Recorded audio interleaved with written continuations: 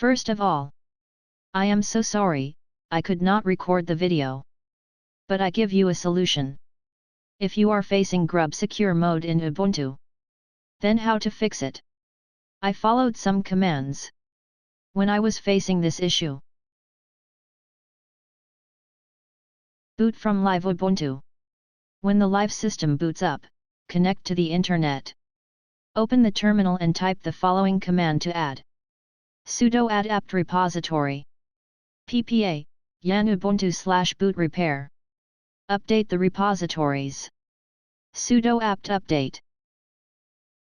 Install the boot repair tool. Sudo apt install. Boot repair.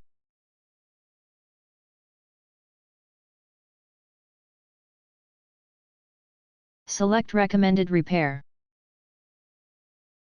Reboot the system and start normally.